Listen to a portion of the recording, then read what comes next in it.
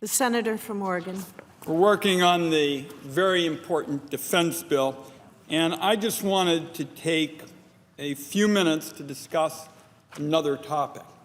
For some time, with the support of the Senate Majority Leader, Senator McConnell, Senator Merkley and Senator Paul and I have all been trying to change federal law so that farmers across the country can secure the green light to grow hemp in America.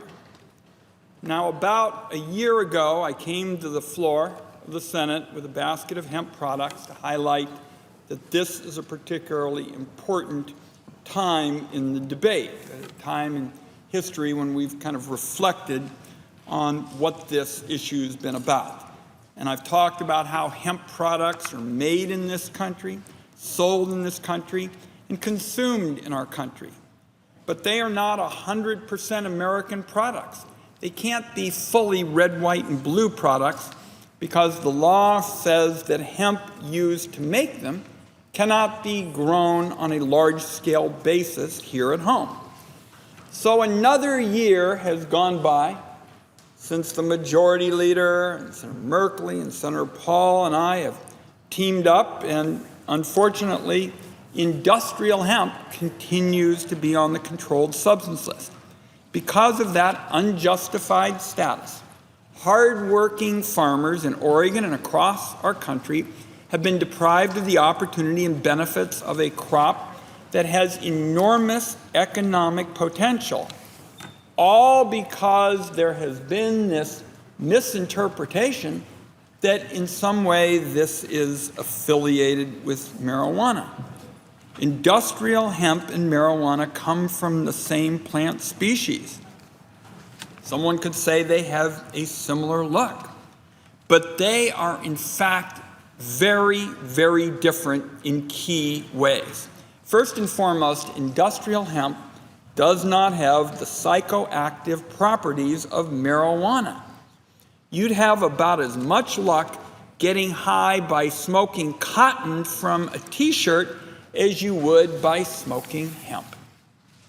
The hemp ban, in my view, looks like a case of illegality for the sake of illegality.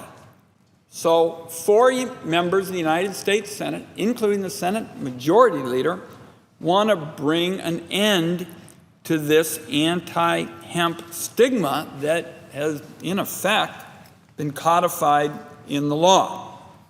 So we have talked about a whole host of hemp products, food, soap, lotion, supplements, hemp milk. You can even use a hemp product to seal the lumber in a deck. If you just look at the variety of products, the kinds of products I've shown here before, you certainly see the ingenuity of American producers. You see a growing demand of American consumers for hemp products. And my view is our hard-working farmers ought to have the opportunity to meet that demand. Unfortunately, 100% of the hemp used in the kinds of products that I brought to the floor have to be imported from other countries. So this ban on hemp, it's not anti-drug policy, it is anti-farmer policy.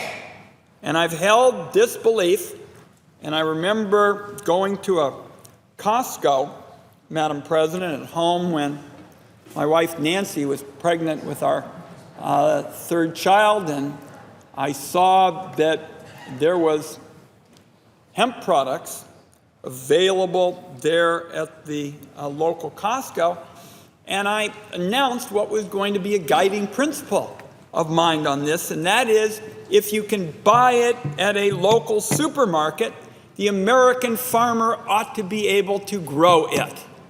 Quaint idea, but I think if you walk through a Costco or any other store, you say to yourself, must be pretty exasperating for American farmers to not have an opportunity to be part of generating that set of jobs associated with the ag sector because the jobs were coming from people, overseas. Now, there has been a bit of progress. The 2014 Farm Bill puts the first cracks in the federal ban. It okayed growth research projects led by universities and agriculture departments in states like Oregon and Kentucky that take a smarter approach to hemp. These projects have proven successful. Farmers are ready to grow hemp, but the first cracks in the federal ban do not go far enough, and these projects are still just tied up and tied up and tied up in various spools of red tape. In my view, what's needed is a legislative solution. So what we now have, in addition to the four of us, the senators from Kentucky, the senators from Oregon, we now have a bipartisan group of 12 senators on the Industrial Hemp Farming Act. And once and for all, what we would say is a matter of law, let's remove hemp from the Schedule I controlled substances list and give a green light to farmers from one end of the country to another who believe they'd like to have a chance to put people to work growing hemp. So I urge my colleagues to reflect on the history of this time, to learn more about the safe and versatile crop and the great potential it holds to give a boost to American agriculture and our domestic economy. This is a bipartisan bill, Madam President. The Senate Majority Leader, Mitch McConnell, my colleague from Oregon, Senator Merkley, Senator McConnell's colleague from Kentucky, Rand Paul, the four of us, both senators from Oregon, both senators from Kentucky. This is common sense. 12 members of the United States are on board.